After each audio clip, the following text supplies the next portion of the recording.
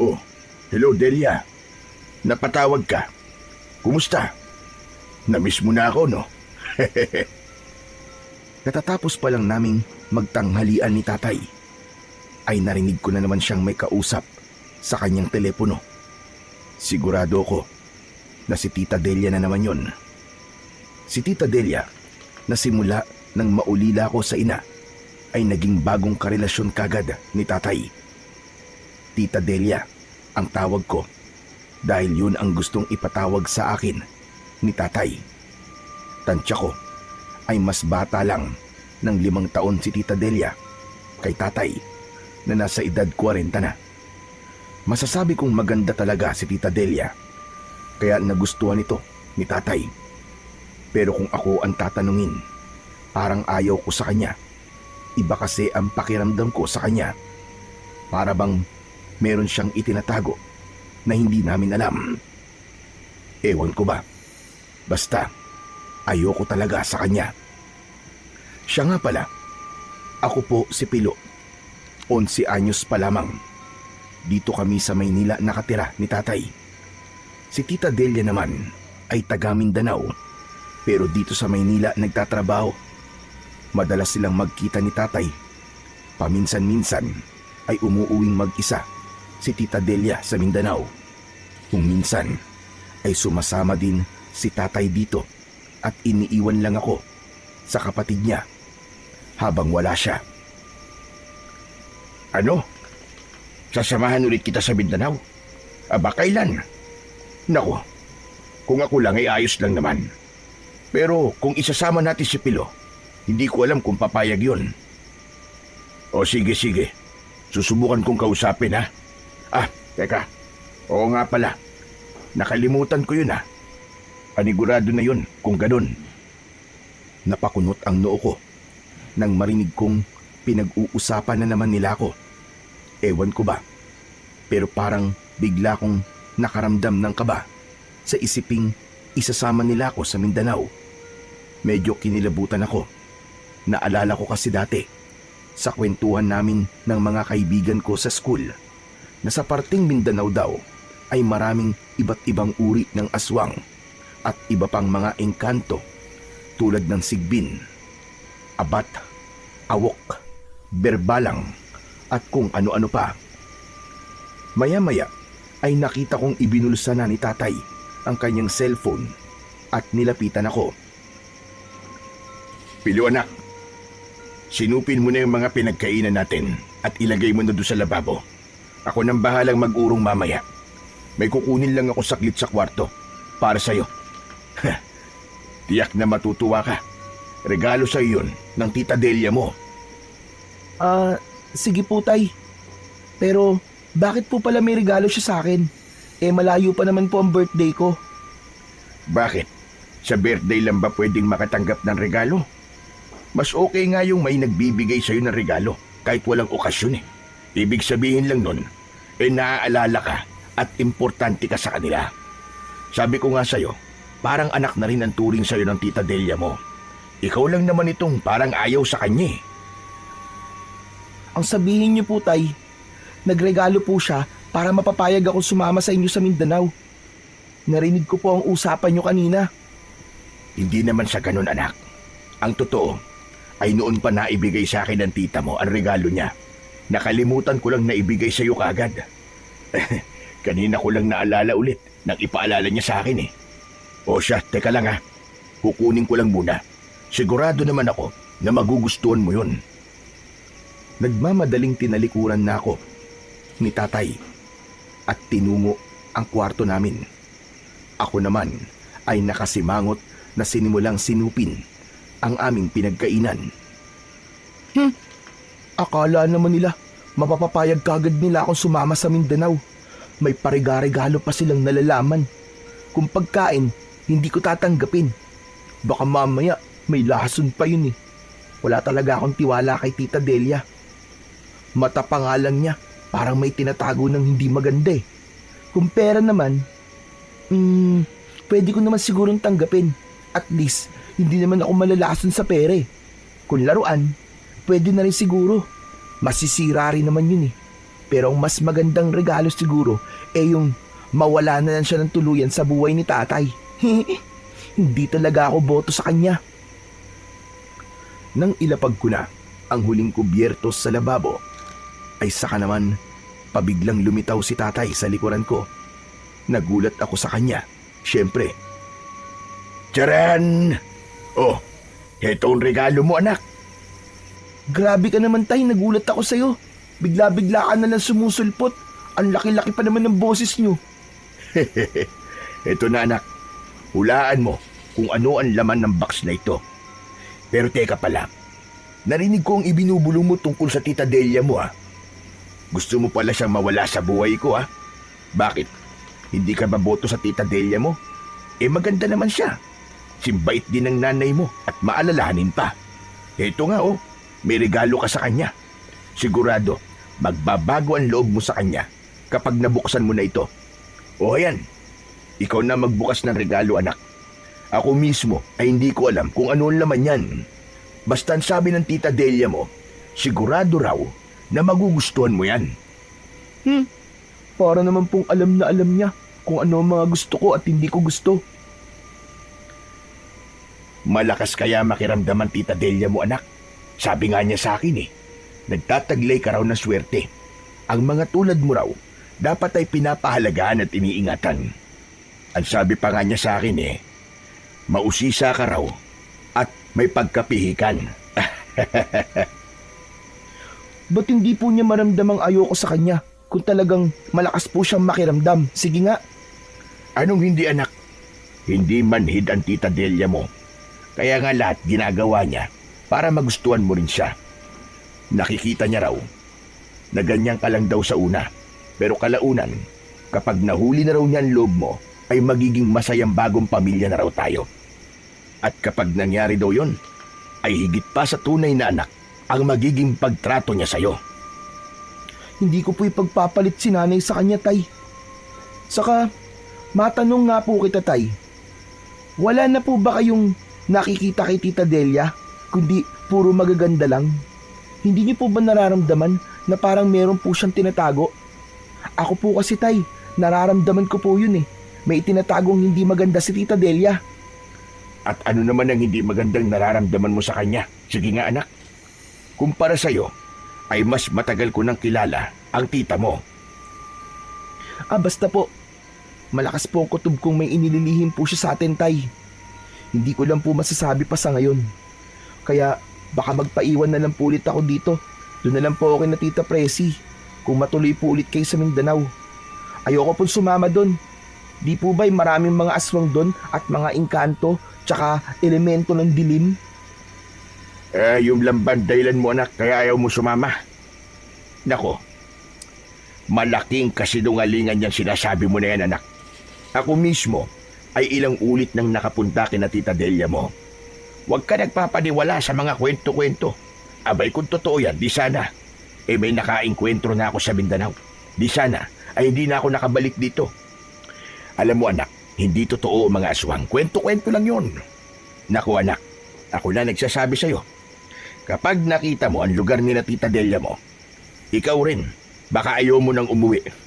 Maganda kaya ron sa kanila. Tahimik, malinis ang hangin, at marami kang makikitang mga berdeng tanawin. Hindi ba't pangarap mo makapagbakasyon tayo sa ganong klaseng lugar? Ganon-ganon, kina Tita Delia mo. Maniwala ka. Talaga po ba?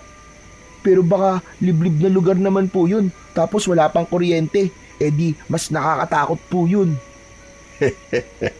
Hindi naman sa liblib na parte ang banda ni na Tita Delia mo. Medyo may ilang mga building din at magagandang mga bahay.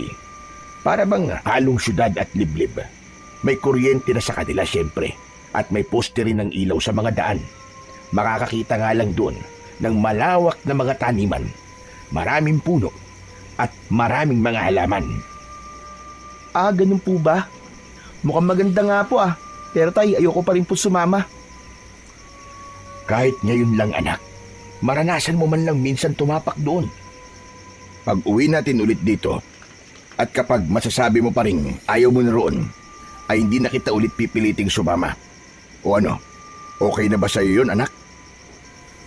Napaisip ako sa sinabi ng tatay ko at hindi agad ako nakasagot. Pwede nga pala yun na minsan akong sumama. Total, kasama ko naman si tatay. Ilang beses naman na siyang nakapunta roon at nakauwi na ligtas at wala naman daw talagang mga aswang doon. Siguro ay pwede ngang sumama ako minsan. Sana lang talaga ay hindi totoo ang mga aswang. Ano anak? Hindi ka na nakasagot ah. Sige na anak, sumama ka na. Minsan lang naman eh. Tsaka kasama mo naman ako. Hindi naman kayo lang ng tita Delia mo. Saka kung iniisip mong baka aswang ang tita Delia mo, hindi sana. Matagal niya na akong nilapa. Sige na nga po. Pero minsan lang po talaga. Wala na po ulit susunod ah. Ayos anak. Sinasabi ko sa'yo, magugustuhan mo rin doon. O siya, total pumayag ka na lang din. Buksan mo na pala yung regalo sa'yo ng tita Delia mo. At pati ako sabik nang malaman kung ano ba ang laman yan. Ngunit bago ko binuksan ang medyo may kalakihang kahon, ay inalug-alug ko muna ito. Malaki ang kahon at hindi naman ganun kabigat. Nagtaka pa ako nang parang wala namang laman at walang umaalog. Sa wakas ay tuluyang ko na itong binuksan. Tumambad sa akin ang maraming nakapalaman ditong nilamukos na mga papel at kung ano-anong retasong mga plastik, bulak at tela. Sa pinakaloob ay dinukot ko ang isa pang mas maliit na kahon na hugis parehaba. Medyo nanlaki ang mga mata ko nang mabasa ang nakatatak doon. Opo! Wow! Cellphone po pala to, Tay. Niregaluhan po ako ni Tita ng bagong cellphone. Aba anak, ayos ah. O ano, kita mo na. Galante talaga ang tita Delia mo. Inunahan pa ako na regaluhan ka ng cellphone na gusto mong bilhin ko para sa'yo. At mukhang mas maganda pa nga yan sa cellphone ko. Eh di, o ano, anong masasabi mo ngayon anak sa tita Delia mo?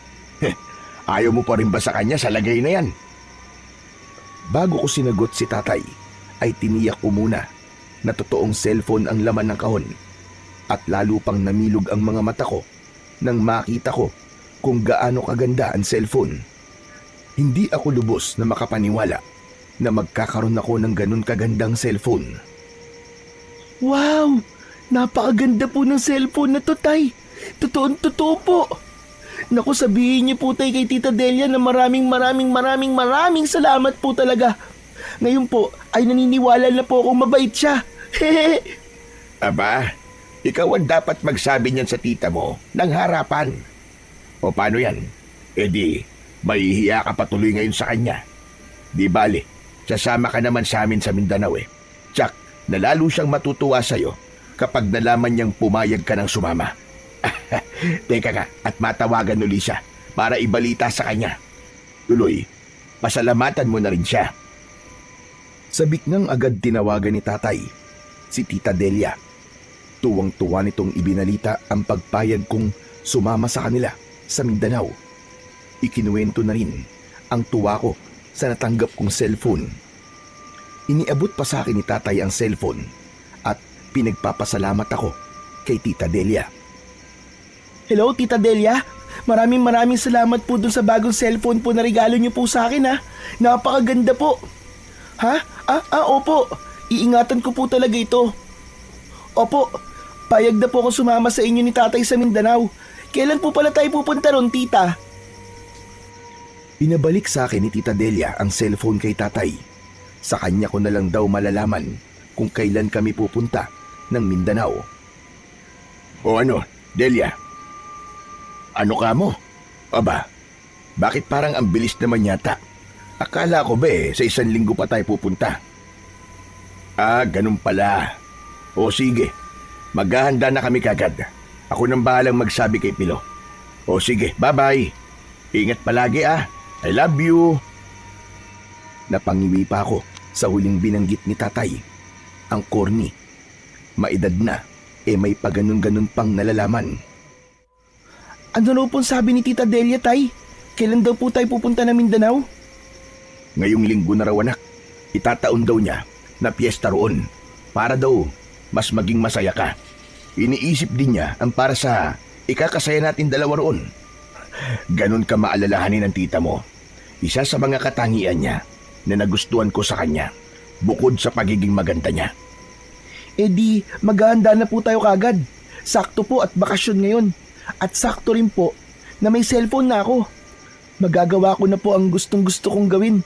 Ang photography, pipicturean ko po ang buong Mindanao. At ipapasikat ko po sa mga kaklase ko sa pasukan. Ay nako, ikaw talaga anak. May kayabangan ka rin ano? O siya sige, ihanda mo na mga gamit mo. Bukas makalawa tayo aalis.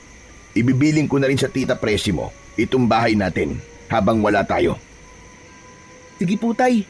Naku, ito palang mga hugasing plato, tay. Sabi niyo po, kayo na po maghuhugas. Sige po, dun po muna ako sa kwarto ko at kakalikutin ko lang po tong bagong cellphone ko. Napakaganda po talaga. Sige tay, dyan lang po muna kayo. O siya sige anak. Ay, teka pala. Eto ang pero. Bumili ka ng bago mong SIM card. Dito SIM ang bilin mo ha. Ako nang bahalang i-register ang SIM mo. Mamaya, pagtapos ko rito. Buong hapon yun ay ang cellphone ko ang tinutukan namin ni Itay. Bukas na raw kami maghahanda ng mga gamit namin. Tinulungan pa akong mag-download ni tatay ng Facebook at gumawa ng bago kong account. Nag-friend request pa siya kay tita gamit ang account ko. Ipinakita sa akin ni tatay mula sa photo albums ni Tita Delia ang mga kuha nila nung nagpunta sila ng Mindanao. Doon ko nakitang totoo ngang maganda sa lugar ni na Tita Delia. May malalawak na mga taniman, maraming mga puno at mga halaman. Ang ganda rin ng bahay nila, malamansyon na tinatawag ni tatay na ancestral house daw. Wala akong nagawa kundi ang mamilog ang mga mata at bibig. Nang sumapit naman ang gabi, ay dinalaw ako ng isang panaginip na hindi ko maintindihan kung ano ang kahulugan. Nang kinabukasan, nang maghahanda na kami ni tatay ng mga gamit namin, ay ikinuwento ko kay tatay ang napanaginipan ko. Tay, wag na lang po kaya tayong tumuloy ngayon. Parang hindi po magandang sumama ako sa inyo ngayon eh. Ha? At bakit naman anak? Nakapagsabi na ang tita Delia mo sa mga kamag-anak niya tungkol sa pagdating natin doon. Nagpahanda na raw siya para sa munting salo-salo natin doon at piyesta nga roon. Ipapakilala na rin daw niya tayo sa magdadatingan niyang mga kamag-anak. Ano bang dahilan? At bigla na lamang nagbago ang pasya mo. Kuwan po kasi tay eh. May napanaginipan po kasi ako kagabi. Hindi ko lang po alam kung ano ang talagang ibig sabihin nun. Pero para pong may hindi po magandang mangyayari sa akin doon kapag sumama po ako. Pambihira. Ano ba naman kasi ang napanaginipan mo? Kung ikwento mo kaya sa akin, hindi naman kasi lahat ng panaginip ay dapat bigyan ng kahulugan. Bago ko sinimulang ikwento kay tatay ang napanaginipan ko, ay dinukot ko muna ang cellphone ko sa bulsa. Ipinakita ko sa kanya ang picture ng mansyon ni na Tita Delia na sinave namin nung nakaraang gabi. Napanaginipan ko po itong mansyon na sinasabi niyo pong ancestral house ni na Tita Delia. Sa may likod po, na taniman ng mais. Bigla po itong nilamon ng makapal na itim na usok. Tapos po ay may mga sigaw po ng mga bata ako naririnig. Umiiyak po sila at nagmamakaawa. May naririnig po akong parang mga atungal ng kung ano pong halimaw. Parang marami po sila tay at nakakatakot po talaga ang tunog nila. Tapos bigla pong lumitaw si Tita Delia sa likuran ko na nakangiti po at sinesenyasan niya po ako na wag po akong maingay. Nakakatakot po ang paraan niya ng pagngiti. Para po talagang may itinatago si Tita Delia, tay. Nakita kong napakunot ang noo ni tatay at malalim na napaisip. Makaraan ay inabot niya ang cellphone ko at muling tinignan ang picture ng mansyon. Parang malabo namang masama ang kahulugan ng panaginip mo, anak. Alam mo bang karaniwan ng panaginip ay kabaligtaran ng ibig sabihin? Sabi ng tita mo, ay ilang beses nang pinabindisyonan ng mansyon nila. Kaya imposibleng May kung ano ron na tulad ng nasa panaginip mo. Sabi ko nga sa'yo, ilang beses na rin akong nakapasok sa mansyon. At kahit kailan, wala akong naramdamang kakaiba o mabigat doon. Sa maisa naman, hindi pa ako napapasok doon. Pero maaliwalas din ang pakiramdam ko sa tuwing namamasyal kami ng tita mo sa may gilid nun. Talaga po? As in, baligtad po ang kahulugan? Pero tay, bakit ko po napanaginipan yun? Siguro, na-excite ka lang nung una kong ipakita sa iyo ang picture ng mansyon. Saka hindi ka pa nakakatapak dun para magkaroon ng kahulugan ng panaginip mo. Si tita po, bakit po napanaginipan ko rin po siya? Baka rin kasi iniisip ka niya. Kaya, nagkita kayo sa panaginip. Malamang, iniisip niya kung paano ka magiging masaya sa pagpunta natin doon. Ganun naman ang tita mo eh. Ako nga, tuwing pupunta pa lang kami ron, napapanaginipan ko muna siya eh. Masama rin po ba ang panaginip nyo tungkol po sa kanya, tay? Aba oo, mas masama pa sa mga panaginip mo.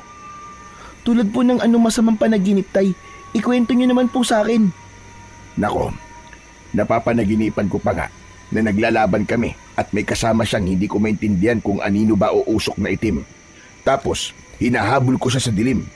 Pero magaling siya magtago at bungisngis ng bungisngis. Tapos, tay, kabaligtaran po ang nangyayari? Oo anak, ang saya nga namin nung nagbakasyon kami ron eh. Wala namang nangyaring naglaban kami o tinataguan niya ako. Lalo pa nga tumibay ang banding namin eh. Kaya yung napanaginipan mo, ibig sabihin yan, ay magiging maganda ang experience mo sa probinsya ng Tita Delia mo. Tiyak na magiging napakasaya natin doon anak. Ako naman, ang sandaling natigilan at napaisip ulit sa panaginip ko at naikumpara ko sa napanaginipan ni tatay. May itatanong pa sana ako sa kanya, yung tungkol sa kasama raw ni Tita Delia na parang anino o itim na usok. Pero tinapik na ako ni tatay. O siya, sige na. Ituloy na natin ang paghahanda at maaga tayong luluwas bukas. Matagal ang biyahe natin at sasakay pa tayo ng barko. Mamayang hapon ay pupunta na rin dito ang Tita Delia mo. Sabay-sabay na tayong luluwas ng bandang madaling araw. Maaga rin tayong matutulog mamaya. Wala na akong nagawa, kundi ang sumunod na lang kay tatay. Habang inilalagay ko ang mga damit sa backpack at ilang pang gamit ko, ay iniisip ko pa rin ang tungkol sa itim na usok sa parehong panaginip namin ni tatay. Sigurado kong iisa lang ang ibig sabihin nun. Pero bigla ko ring naisip na kabaligtaran nga raw ang kahulugan ng isang panaginip. Kaya lang ay parang hindi pa rin maganda ang kutob ko roon. Kaya para makasiguro ay naisipan ko na lang na magdala ng pangontra kung sakaling totoo ang mga napagkwentuhan namin dati ng mga kaeskwela ko. Hindi ko na lang sasabihin kay tatay. Pasikreto kong magdadala ng bawang, langis ng nyog sa botelya, at kahit na anong bagay na gawa sa pilak. Ang dahon na lang ng makabuhay ang kulang. Siguro ay dahon na lang ng atis. Mamimitas ako mamaya bago pa dumating si Tita Delia. Magdadala na rin ako ng asin at naalala ko na meron palang maliit na Biblia si tatay. Dadalhin ko na rin yun. Malakas din daw yung pantaboy ng mga masasamang elemento sa paligid. Siguro naman sa dami ng manadala kong mga pangontra ay hindi na siguro ko lalapitan ng kahit na anong masasamang elemento kapag nasa Mindanao na kami. Pati yung panaginip ko ay makokontra rin siguro kung sakaling hindi talaga maganda ang ibig sabihin. Nang maihanda na namin ang lahat-lahat ni tatay, bandang hapon ay dumating nga si Tita Delia. Masayang sinalubong ito ni tatay. Maging si Tita Delia ay masayang masaya ang itsura. Kumikinang pa ang mga mata nito nang makita ko na para bang sabik na sabik sa akin. Nagmano ko rito tulad ng isinenya sa akin ni tatay. Hello, Pilo. Aba, ang fresh mo naman yatang tignan. Parang sabi ka rin makapunta ng Mindanao ah. Siguro, dahil sa bigay kong cellphone sa'yo. Ingatan mo maigi yun, ha? Ay siya nga pala, iho. Natutuwa ako at pumayag ka lang sumama. Naku, mag-e-enjoy ka ron. Saktong piyesta kasi ron at talagang nagpahanda ako sa mansyon namin. Excited na talaga ako. Naku, Delia, excited na rin kami siyempre. Di ba, anak? Ha? Opo, Tita Delia. Handang-handa na nga po mga gamit namin ni tatay eh. Nilingalinga ni Tita Delia ang ilang traveling bag na nakalapag sa sopa. Aba, lahat ito'y dadalhin nyo? Ha? Napakasinop ng pagkakaimpake nyo ah. Pero teka. Nilapitan ni Tita Delia ang mga bag isa-isa. Parang ini-inspeksyon niya. Gumagalaw pa ang ilong niya na para bang may inaamoy. Maya-maya pa ay itinuro niya ang backpack kong itim. Kanino ito? Ayan ba? Kay Piluyan. Bakit, Delia? Wala naman. Ang cute lang kasi. Mukhang kompleto ang mga gamit ni Pilo ah. Saka parang sigurista. Naku, sinabi mo pa, Delia. Nagmana yan sa nanay niya. Basta may pupuntahan yan, kumpleto lagi ang mga dala. Pati mga bagay na hindi inaasahan pinaghahandaan. Kaya yung nag-impake kami, ay hinayaan ko na lang siya. At magtatalo lang kami kung pakikialaman ko pa siya. Pumayag naman na siya na sumama sa atin, kaya hinayaan kong dalhin ang gusto niyang dalhin. Saka, may tiwala naman ako sa anak kong yan. Okay lang naman pala, love. Ang importante ay makakasama natin siya at makikilala na rin ng mga kamag-anak ko. Kung sakaling doon na tayo maninirahan mabuti nang masanay na rin siya roon. Sabi ko nga, love, kaya todo banding ang gagawin natin kapag naroon na tayo. Gawin natin ang lahat para hindi makalimutan ni Pilo ang magiging karanasan niya sa lugar na yon. Ay nako, sigurado yan, love. Talagang hindi niya malilimutan ang unang bakasyon niya roon. Excited na talaga ako na bumiyahe tayo. O siya, love, magpahinga ka na muna at maghahanda pa pala ako ng panghapunan natin. Iluluto ko ang paborito niyong dalawa ni Pilo. Sa'yo ay adobong manok, kay Pilo ay adobo rin. Adobong sitaw. Nasasahugan ko rin ng hinimay na manok. Naku, tutulungan na lang kita, love. Hindi naman ako gaanong pagod eh.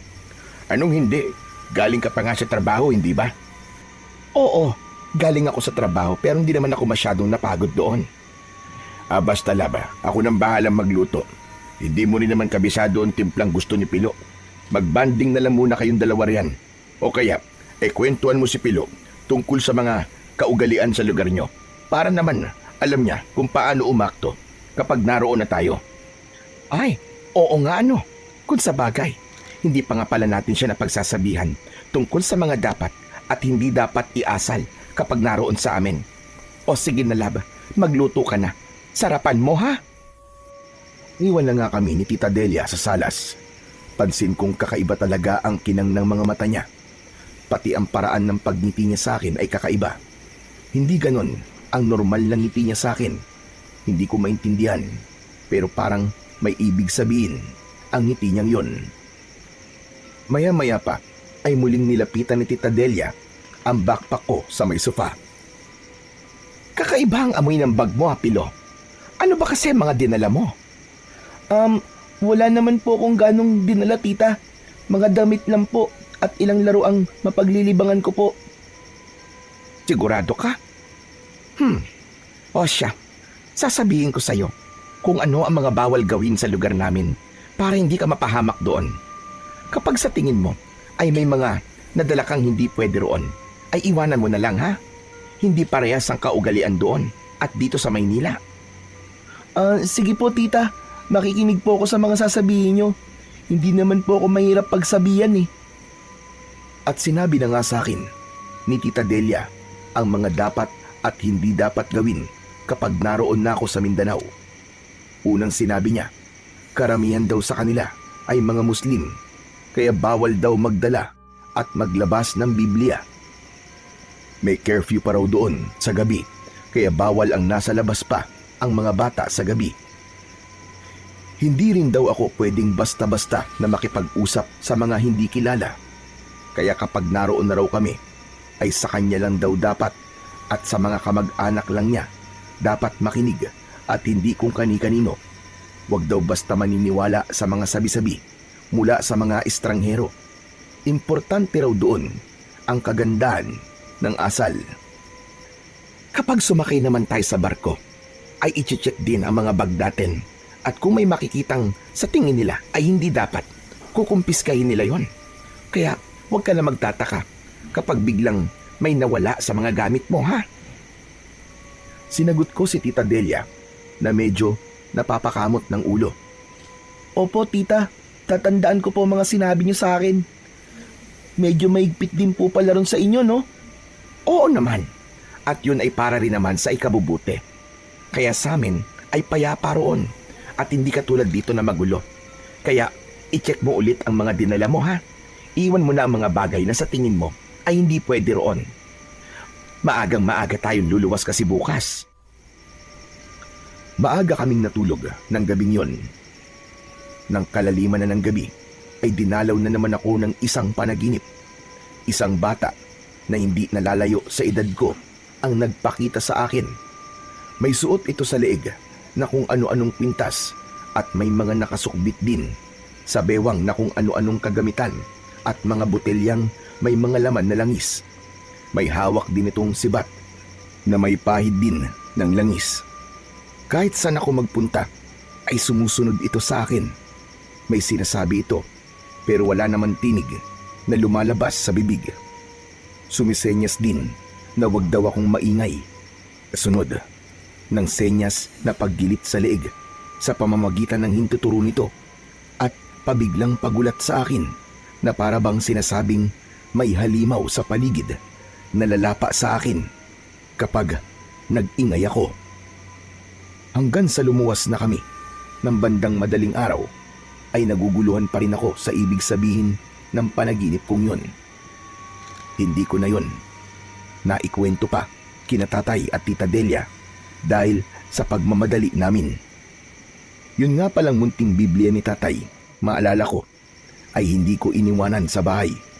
Sa halip na nasa bag ay ibinulsa ko na lang ito. Binalot ko na lang ng pabalat ng chocolate para akalaing pagkain ko lang ito kung sakaling kapkapan ako sa sakayan ng barko. Sa sakayan ng barko naman, nang nasa checking point na kami, ay biglang nagpresenta si Tita Delia na siya na muna ang bahala sa pagpapacheck ng mga bag. Ay, Pablo, love. Ako na munang bahala rito. Yung ticket na lang muna natin ang asikasuhin yun ni Pilo. Tawagin ko na lang kayo kapag ipapasok na mga bagahe natin. Okay, love. Pilo anak. Tara sa ticket counter at magbabayad pa tayo. Saglit lang naman siguro ang pila roon. Agad naman akong sumama kay tatay. Pero habang papalayo kami, ay bigla kong nilingon si tita. Napansin kong binubulungan niya ang baggage checker. Nang bigla siyang lumingon sa gawin namin, ay agad ko ring binawi ang tingin ko. Tapos ay pasimple akong nagtago sa gilid ng isang malaking drum na kulay asul. Sinilip ko ulit si tita. Nangunot ang noo ko nang makita ko siyang pasimpleng hinablot ang backpack ko at patagong may kung anong kinalikot doon. Sasabihin ko sana kay tatay ang tungkol doon, pero nagulat na lang ako nang wala na pala siya sa tabi ko. Kaya naman ay nag-aalalang hinanap ko na lang siya sa paligid. Nang makita ko siya ay nag-aalala niyang sinabi sa akin na hinahanap na rin pala niya ako. Naku anak, saan ka ba sumuot at bigla ka na lamang nawala? Akala ko naman may dumukot na sa'yo. Pinapakaba mo naman ako anak eh. Tay, may sasabihin po ko sa inyo. Nakita ko po si tita na pinakialaman po ang backpack ko. Baka po mamaya may mawala po sa mga gamit ko doon. Ha? Naku, baka tinignan lang ng tita mo kung may nadala kang hindi dapat makita ng checker. Alam mo na, maigpit talaga ang checking ng mga bagay sa pagsakay ng barko. Pero wala naman po akong dinalang bawal, tay. Tsaka hindi po rin dapat na pinakialaman niya ang backpack ko nang hindi po nagsasabi sa akin. Hayaan mo na anak. Para sa seguridad lang natin ang iniisip ng tita mo. Tsaka kung sinabi mo ay wala ka naman dinalang hindi dapat, ano bang dapat mong ikabahala?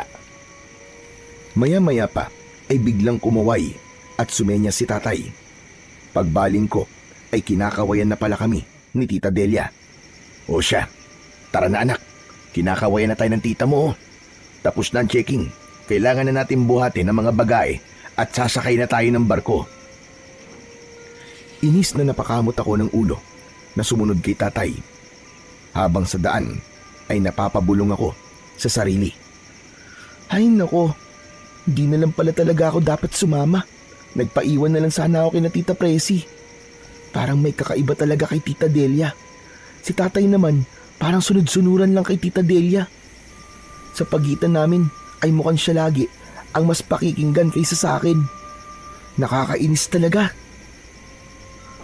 Nang makasakay na kami ng barko at mahanap ang kwarto namin, ay agad akong gumawa ng paraan para lihim na i-check kagad ang laman ng bag ko. Nangunot ang noo ko at malalim na napaisip nang mapag-alaman kong nawawala ang mga dinala kong ilang piraso ng bawang, botelya ng langis ng nyug, mga bagay na gawa sa pilak at ang ilang dahon ng atis. Hala, bakit nawawala ang mga yun? Hindi naman bawal ang mga yun ah. Yung mga sandata kaya napilak ang dahilan. Pero bakit isinama yung iba kong pangontra? Hala, kinukumpis ka ba talaga ang mga yun? O sinadya lang ni tita na alisin yung mga yun? Ay nako, ang Tita Delia talaga yun. May kakaiba talaga sa kanya. Paano ko ba sasabihin kay tatay? Napaniwalaan niya ako. Ah, alam ko na. Tatakas na lang kaya ako rito at uuwi kina Tita Presi. Ay, bahala na nga. Kunwari akong nagpaalam kina tatay na iihilang saglit. Tinanong pa niya ako kung bakit dala-dala ko ang backpack ko. Para hindi sila magduda sa bala kong gawin, ay iniwanan ko na lang ito. Napansin ko pang medyo nakangisi si Tita Delia sa may likuran ni tatay. Yung klase ng ngiting halatang may itinatago talaga. Samahan na kaya kita anak. Naku tay, wag na po. Naituro niyo naman po sa akin kung saan banda po ang comfort room dito eh. Malapit lang naman po. Saka saglit lang naman po ako. Lab, wag mo naman masyadong binibaby si Pilo. Binatilyo na siya at lalaki pa. Dapat ay tinuturuan mo ring paminsan-minsan ay kumilos siya ng independente. Saka, mawawala pa ba siya rito sa barko?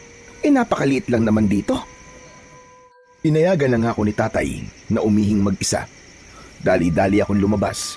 Pero sa halip na sa CR ako dumiretso, ay sa deck kagad ako pumunta. Pero napakamot na lang ako ng ulo nang makita kong nakalayo na pala ang barko namin mula sa pantalan. Ay nako, kamalas ko naman talaga. Paano pa ako makakatakas nito? Hindi naman ako pwedeng tumalon at hindi ako marunong lumangoy. Ano na ngayon ang gagawin ko? Kasi naman nakinig na lang sana ako sa kutob ko at sa panaginip ko. Si tatay kasi, ngayon ko lang naisip na sunod-sunuran pala siya kay Tita Delia. Kung tutuloy kami, baka may masamang mangyari sa amin. Naku, paano na to? Paano namin matatakasan to? Kapag Juan, ay bigla kong nakapa ang bulsa ko. Ah, oo nga pala. Ito pala ang Biblia ni tatay. Mabuti na lang at hindi ito nakuha. Kahit paano, ay may pamproteksyon pa rin pala ako. Sabi ng mga kaklase ko, ay ito raw ang pinakamalakas na pangontra laban sa kahit na anong elemento ng dilim. Ayos, saka okay na rin pala na hindi ako makakatakas.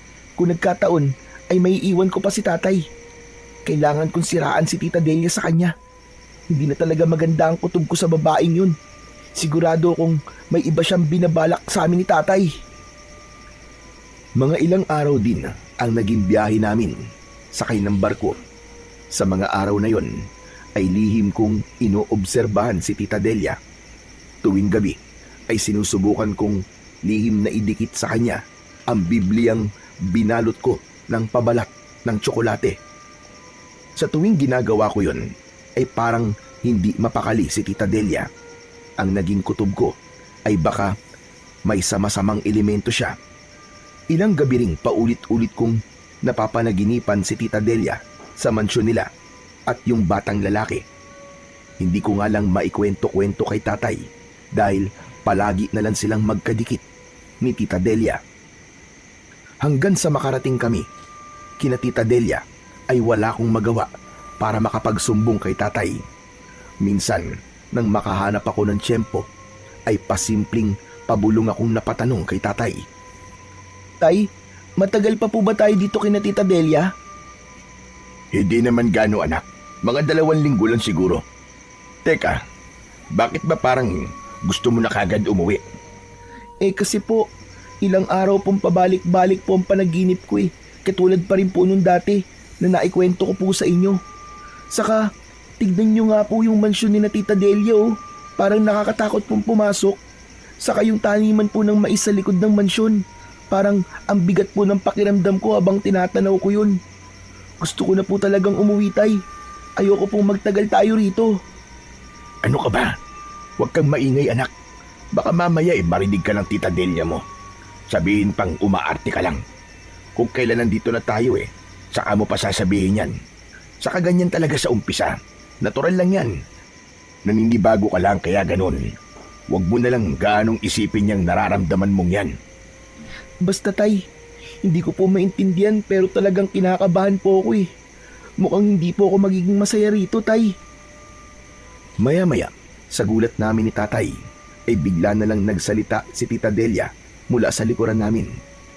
Hindi namin napansin na nakalapit na pala siya sa amin. Bandang una ay bumabati pa ito sa mga kaanak na sumasalubong sa amin. Hep, hep! Anong pinag-uusapan niyong mag-ama, ha? Hay nako, Pilo. Napaka-imposibleng hindi ka magiging masaya sa pagpunta mo rito. Tignan mo naman ang mga kaanak ko, oh. Tuwang-tuwa silang makita ka. Sinisigurado ko sa'yo, magugustuhan mo rito. Don't worry, gagawin ko ang lahat para hindi mo malilimutan ang magiging karanasan mo rito. Hindi mo pagsisisiyang sumama ka rito. Saka isa pa, napaka-importanting narito ka. Ikaw ang pinakamahalaga naming bisita. Kita mo na anak, hayano, ang Tita Delia mo na ang naniniguro sa'yo na magiging memorable ang pagsama mo sa amin dito. Masayang banding ang mangyayari sa atin dito sa loob ng 2 linggo.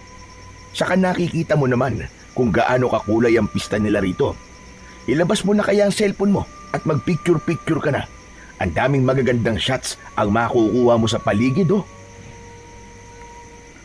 Totoong makulay ang nangyayaring pista sa paligid. Maraming iba't ibang kulay na mga banderitas. May banda, may mga nagsasayaw sa mga kalsada at may kung ano-ano pang mga palaro. Masaya ang mga tao sa paligid. Parang gusto kong magpahawa sa masiglang atmosfera. Pero hindi ko magawa. Ramdam ko talagang may mabigat na kung ano sa paligid na hindi ko maipaliwanag. Tignan mo naman ang ilang mga bata sa paligid, Pilo, oh. Ang saya-saya nila, di ba? Teka, akin na nga yung cellphone mo at pipicturean ko sila. Ang cute ng mga bata. Bibihira na lang silang lumabas at nagsasaya na katulad nito. Palagi na lang nasa tabi nila ang mga magulang nila. Hay, kung noon pa sana ganito. Pero di bale. Inilalabas ko pa lang ang cellphone mula sa bulsa ko ay mabilis kagad itong hinablot ni tita. Sa mga mata niya ay naroon ang pagkasabik sa tinatanaw na mga batang naglalaro sa di kalayuan. Atat na kinuhanan niya ang mga ito ng larawan. Pagkaraan ay muli nitong tinignan ang mga kuha at ipinakita sa akin. Oh, tignan mo mga kuha ko, Pilo. Ang gaganda. Pagkaabot ko ng cellphone ay agad ko namang tinignan ang mga kuha ni tita. Habang iniisa-isa ko ay biglang napako ang tingin ko sa pinakahuling kuha. Medyo napakunot ang noo ko sa isang pamilyar na bagay sa larawan. May isang batang nakasimangot na parabang nagmamasid sa paligid at eksakto pang nakatingin sa kamera. Hindi ako maaaring magkamali. Kamukhang kamukha nito ang bata sa aking panaginip. Nangahaba ang leeg na hinahanap ko ang lokasyong kinaroroonan ng batang yon. Nagulat pa ako nang makita ko itong nakatingin sa akin. Medyo kinabahan pa ako nang ang paraan ng pagkakatitig nito ay parabang Tinatansya ako. Medyo naningkit ang mga mata nito. Oh, bakit parang humahaba ang leg mo, anak? Ano bang meron sa paligid? Anong hinahanap mo? Sinenyasan ko si tatay na yumuko at may ibubulong ako. Nakita ko po yung batang nasa panaginip ko, tay. Ha? Sigurado ka ba? Ba't nasaan? Nang ituturo ko na kay tatay ang bata sa panaginip ko, ay natigilan ako nang mapansing wala na pala ito sa dating pwesto kanina. Ayun po, oh. Nye, nasan na po yun? Nandun lang po yun sa bandaron kanina, tay. Nakatayo po sa tabi ng posting yun ng ilaw. Nakatingin nga po sa akin na para bang kilala rin po niya ako. Nako, baka namamalikmata ka lang, anak. Saka, papahapon na pala. Teka, baka pinaglalaroan ka ng kung anong elemento, anak. Kaya nakakapanaginip ka. Tapos nakikita mo pa, kamo ngayon. Ipapatingin na nga kita sa albularyo rito. Binalingan ni tatay si Tita Delia na noon ay abala na ulit sa pakikipagtsikahan sa sumasalubong na mga kamag-anak. Delia, lab, maya-maya nga ipatingin natin sa albularyo tong anak ko. Ha? Bakit naman? Anong dahilan? Ito kasing si Pilo, nakapanaginip daw ng isang bata at ngayon mismo ay nakita raw niya. Baka ko pinaglalaroan ng kung anong elemento ang anak ko. Pero mariin akong napailing sa mga sinabi ni tatay. Para makumbinsi siya, ay ipinakita ko ang picture sa cellphone ko at itinuro ang batang lalaki sa panaginip ko. Tay, ito po, tignan nyo. Ito po yung batang lalaki na sinasabi ko po sa inyo na nasa panaginip ko. Hindi po ako pwedeng magkamali. Siya po yun. Sigurado kang itong batang lalaki talaga na ito, yun nasa panaginip mo, anak? Opo, tay, siya po talaga. Patingin nga ako, lab. Baka kilala ko at pupuntahan natin. Bihira lang kung lumabas ang mga bata rito kasi. Nakakunot ang mukhang pinakatitigan ni Tita Delia ang larawan ng batang lalaki sa panaginip ko. Kapag kuwan ay parang napapaisip ito ng malalim. Hindi ko kilala ang batang ito. Ngayon ko lang ito nakita. Nako, baka nga kung anong elemento ito, Pablo. Kailangan nga nating ipatingin mamaya si Pilo. Tamang-tama, may kilala akong magaling na albularyo. Maya-maya lang ay puntahan na natin kagad at baka kung mapano pa si Pilo. Naku, mabuti na lang pala at napicturean ko. Saka, ano ba nasa panaginip mo, Pilo, tungkol sa batang ito? Si tatay ang nagkwento ng tungkol sa panaginip ko. Paniguradong isang elemento nga ang batang ito. Bakit naman kasi ngayon nyo lang sinasabi sa akin? Di sana una pa lang ay may nagawa na ako para hindi na napapanaginipan pa ni Pilo. Mukhang may hahad lang pa yata sa... Ano, lab? Hahad lang saan? Ang ibig ko sabihin mukhang may hahad lang pa yata sa lubusang pag-i-enjoy sana natin dito, love. Di bale, ipapakontra natin mamaya kay Sandro. Sandro? Sinong Sandro? Yung magaling na albularyo na kilala ko, love. Kahit na anong masamang elemento sa paligid, ay walang palama sa kanya. O siya, tara na muna sa loob.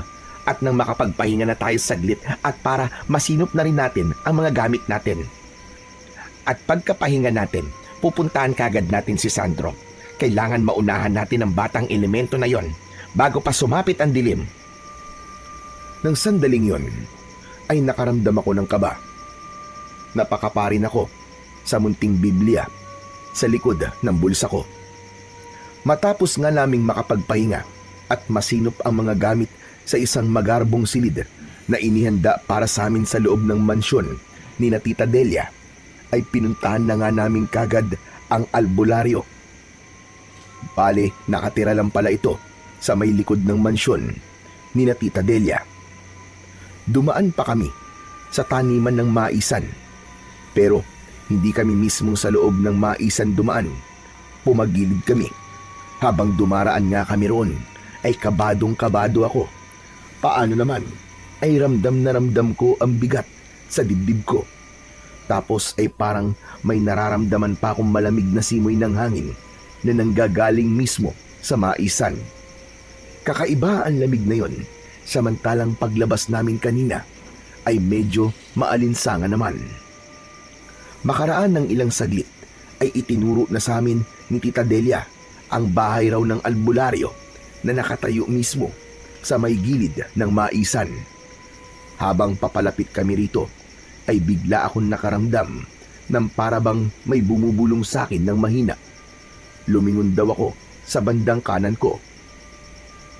Takang napasunod naman ako kahit medyo nakakaramdam na ng takot.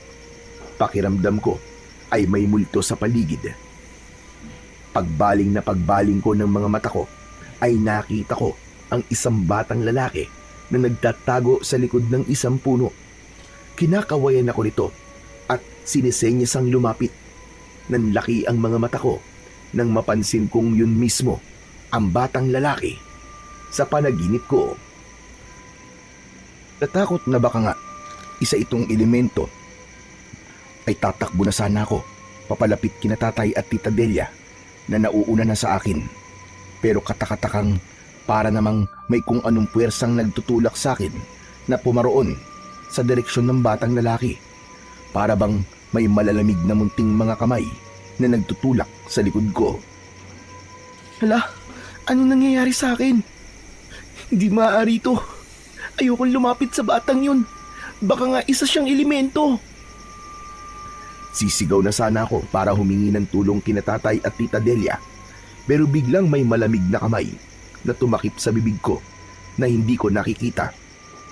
Sobrang natakot na talaga ako dahil parang may mga puwersa talaga na kumukontrol sa akin.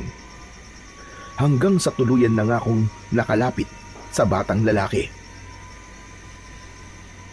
Huwag kang maingay. Hindi mo ba alam na delikado sa lugar na ito? Nang puntong yon ay napalis ang malamig na di ko nakikitang munting kamay na tumatakip sa bibig ko. Pati yung mga nakahawak kanina na nagtutulak sa likod ko ay nawala rin. Ha? Delikado? Paanong delikado? Saka sino ka ba? Ikaw yung bata na nasa panaginip ko. Isa ka bang elemento? Shh! Hinaan mo lang ang boses mo. Hindi ako isang elemento, no? Isa akong tirador ng mga berbalang na gumagala sa lugar na ito. Ano? Berbalang? Anong berbalang? Teka muna, dayo ka lang dito, no? Oo, taga Maynila ako. Sumama lang akong nagbakasyon dito. Bakit ba? Ah, kayong tatlo, taga Maynila. Hindi, ako lang sa tatay ko. Yung kasama naming babae, si Tita Delia, siya ang taga rito. Siya ang magiging bagong asawa ng tatay ko. Hindi ka na dapat sumama rito. Alam mo kung bakit? Bakit naman? Yun nga, dahil maraming berbalang dito. Ang berbalang ay parang aswang na manananggal. Ano? Yung nahahati ang katawan at lumilipad na may pakpak? Hindi eksaktong ganun. Ang pinagkaiba nila, ang berbalang, ay kaluluwa na lang nila ang lumilipad sa gabi. Iniiwan nilang katawan nila sa parting matatalahib o may matataas na mga damo. Katulad na lang yan, no? Yang maisan dyan, madalas magtago mga berbalang dito sa gabi. Kaya binabalaan kita. Wag na wag kayong magpapagabi dyan sa loob ng maisan. Kung ayaw nyong sapian nila kayo at ubusin ang laman loob nyo kapag tulog na kayo. Ngi, tinatakot mo ba ako, ha? Hindi Totoo ang sinasabi ko sa'yo. Katunayan, ay medyo marami na rin akong napatay na mga berbalang sa loob ng maisa na yan. Kaya lang, ay parang naging mailap sila ngayon. At yun ang inaalam ko. Kaya nagmamasid-masid ako rito sa lugar na ito.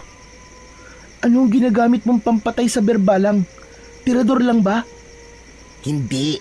Ang ibig kong sabihin sa tirador ay tagahanap at tagapatay. Ang tirador ng berbalang ay tagapatay ng berbalang. We, as in kaya mo talagang pumatay ng berbalang samantalang ang bata-bata mo pa? Tingin ko, mas matanda ka lang ng konti sa akin O kaya ay magkaedad lang tayong dalawa. 12 anyos na ako. Naging tirador din ako Kasi tirador din ang lolo ko na nagpalaki sa akin. Mula nung mawala na siya at iniwan ako dahil sa katandaan ay ako na ang pumalit sa kanya. Sa kanya ko natutunan ang maraming paraan kung paano humanap at pumatay ng mga berbalang na gumagala rito. Ah, ganun pala. Pero sigurado ka bang hindi ka masamang elemento? Kasi kanina, parang may malalamig na mga kamay na nagtutulak sa akin para puntahan ka. May tumakip nga sa bibig ko at para bang kinokontrol nila ako kanina.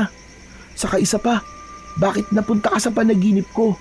Sa panaginip ko pa nga, sinesenyasan mo ko na huwag maingay dahil mamamatay ako kung mag-iingay ako. Talaga? Napanaginipan mo ako? Ano pa napanaginipan mo tungkol sa akin? Ikwento mo nga lahat. May aalamin lang ako. Pero teka, ano nga palang pangalan mo?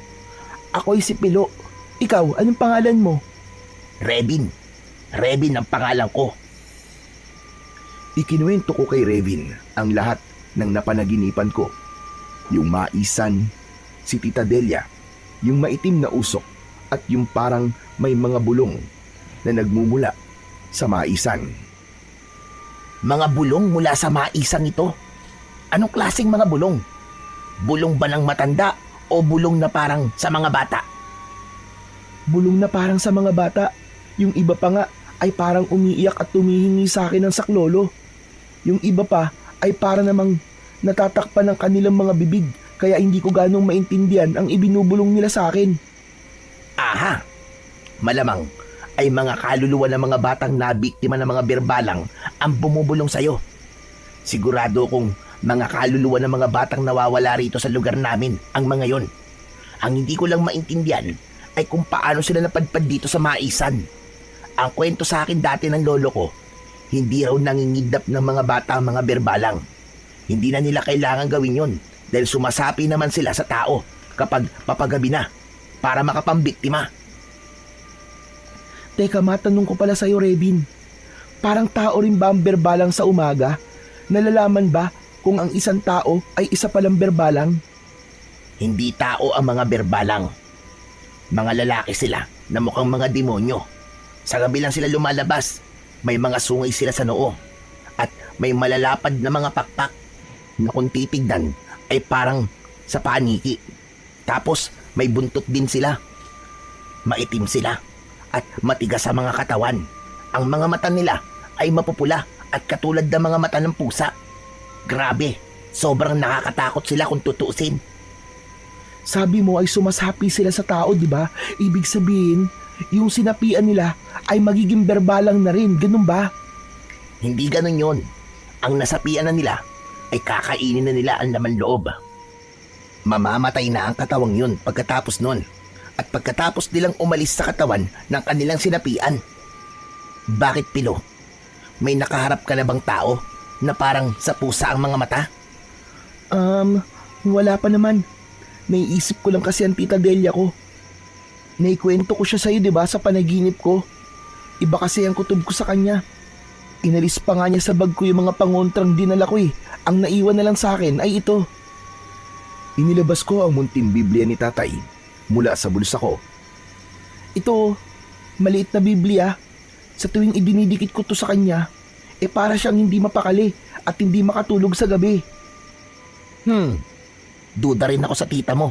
Kanina pa lang, nang makita ko kayong dumating at nagpicture-picture siya sa mga bata. Alam mo bang, pinilit ko lang ang ibang mga bata na lumabas. Kasi nga, nag-oobserba ako. Inaalam ko kung ano ang dahilan ng sunod-sunod at bigla na pagkawala ng mga bata rito sa amin na nangyari kailan lang. Dahil nga rin doon, kaya hindi pinapayagan ng mga magulang dito na maglakwatsa ang mga bata na walang kasamang mga matatanda. Mga kaibigan ko lang ang napapapayag ko dahil kinakausap ko ang mga magulang nila. Kaya pala sinabi sa akin dati ni Tita Delia ko na bawal daw ang nasa labas ang mga bata kapag gabi na. Saka, totoo bang bawal dito ang Biblia? Nako, hindi ah. Ang totoo ay malakas na sandatayan laban sa mga masasamang elemento sa paligid. Dito pa lang, siguro naman ay naniniwala ka ng hindi ako elemento tulad ng inaakala mo. Kung elemento ako, di sana. Kanina pa kita iniwasan dahil dyan sa dala mong Biblia. Maya-maya ay nagulat kami nang biglang may sumigaw sa paligid. Sina tatay at tita Delia. Hinahanap na ako. Naku, hinahanap na ako ni tatay at tita Delia. Paano yan? Babalik na ako ah. Tatalikuran ko na sana si Rebin, pero saglit niya akong pinigilan. Teka sandali, Pilo. May importanteng mga bagay muna akong sasabihin sa'yo. Ano naman yun? Makinig kang mabuti, Pino. Huwag na huwag kayo magpapagabi sa maisan na to o kahit saan pan lugar na matatalahib o mapuno. Pag nakarinig ka ng parang malalakas na tunog ng mga pakpak, ibig sabihin may berbalang sa paligid. Pag bigla itong humina ng humina, ibig sabihin ay nasa malapit mo na ang kaluluwa ng berbalang. Kailangan mo maglagay sa paligid ng pangontra. Kailangan lagi mong hawak yung Biblia mo. Huwag na huwag mong ilalayo sa'yo. Teka, bibigyan pala kita ng iba pang mga pangontra. Heto, mga langis, pangontra na kinakatakutan ng mga berbalang. Magpahid ka niyan kapag lumatag na ang gabi para hindi ka tangkaing lapitan ng lumilibot na kaluluwa ng berbalang. Itago mo maigi at huwag na huwag mong ipapakita kahit kanino, lalo na sa tita mo. At muli kong narinig ang malakas na pagtawag ni na tatay at tita Delia sa pangalan ko. Salamat dito, Revin ah. Sige, aalis na ako. Tsak mapapagalitan ako nito. O sige, mag-iingat ka. Saka siya nga pala. Huwag na huwag mong sasabihin ang tungkol sa akin ha. Huwag mong babanggitin na isa akong tirador ng berbalang. Huwag na huwag ka rin magtitiwala sa tita Delia mo. Sigurado akong may itinatago siya sa inyo ng tatay mo. Magkita na lang tayo ulit dito bukas. Obserbahan mo pa rin pala ang tita mo. At pag-usapan natin bukas ang mga naobserbahan mo. Tuluyan ko nang iniwanan si Rebin at bumalik na ako kung nasaan ako kanina. Tay! Tay! Tita Delia, nandito po ako. Nadapa po kasi ako sa banda ron eh. Sobrang sakit pa nga po ng paa ko kaya nagpahinga po muna ako saglit. Sorry po kung hindi po kayo agad sinabihan. Nilapitan ako ng nag-aalalang tatay ko. Samantalang si Tita Delia naman ay halata ang pagkainis. Matapos ako nitong tignan mula ulo hanggang paa, ay alerto nitong inilibot ang paningin sa kabuuan ng maisan na para bang sinisiguradong walang kahit na sino ang nasa paligid maliban sa aming tatlo. Naku, patingin niya ako ng paa mo, anak. Oh, wala ka namang kahit gasgasa. Sigurado ka bang nadapa ka lang? Opo tay, nadapa lang po talaga ako. Hindi naman po ganun kagrabe. Sumakit lang po kasi ang paa ko kasi para po ako natapilok eh.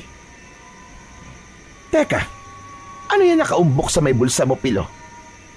Nagulat ako nang biglang kapain at dukutin ni Tita Delia ang laman ng bulsa ko nang wala man lang pasabi.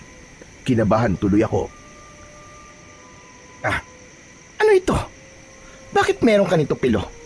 Sino nagbigay sa'yo nito? Saka ito? Aba, maliit na Biblia pala laman nito ha. Hindi ba sinabi ko sa'yo na hindi ka kailangan magdala nito? Ang tigas din pala ng ulo mong bata ka. Pwes, dahil di ka nakikinig, pasensyahan tayo kung mapahamak kayo mag-ama dahil dito. Ha? Anong ibig mo sabihin, Delia? Na mapapahama kami dahil lang sa Bibliang yan? Saka bakit naman bawal magdala ng Biblia rito? Ano bang meron? Hay nako, kung nakikinig lang sana sa akin ang anak mo, Pablo. Pinagsabihan ko na siya. Pero ngayon, baka wala na akong magawa pa kapag nalaman nyo kung bakit bawal magdala ng Biblia rito. Albularyo lang ay sapat na sana.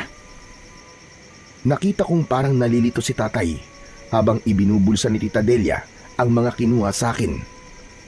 Halatang wala rin siyang alam sa pagbabawal na yon ni Tita Delia. Napapatingin pa siya sa akin na nagtatanong ang mga mata. O siya, bilisan na natin kumilos. Anong oras na ho? Malapit na sumapit ang takip silim. Saka, kayo nga ang mauna. Doon ang punta natin sa kubong yon. Doon nakatira si Sandro, yung albularyo na sinasabi ko sa inyo. Hindi na nakapagsalita pa si tatay. Nakakunot ang noo na sumunod na lang kami sa utos ni Tita Delia. Ako naman ay panakanakang nililingon si Tita Delia. Napansin kong nanlilisik ang pagkakatitig niya sa akin at para bang nagbabanta. Ibubulong ko sana kay tatay pero napansin kong pati si tatay ay sinasamaan na nito ng tingin. Talagang doon na ako kinabahan. Parang hindi ko nakilala si Tita Delia ng mga oras na yon. Ilang saglit pa ay nandun na kami sa kubo ng sinasabi niyang albularyo. Nang tumaupo kami, ay agad itong lumabas na para bang inaabangan talaga ang pagdating namin. Oh, Delia, narito ka na pala. Teka, sino itong mga kasama mo? Napansin kong parang may mabilis na isinenya si Tita Delia sa albularyong yon na dahilan naman para umaliwalas ang muka ng lalaking sa tansya ko ay kaedad lang ni tatay. Asikasuhin mo muna itong mag-ama, Sandro. Itong bata ay si Pilo. Maganda ka ng mga halamang herbal at tignan mo raw kung nai-elemento siya.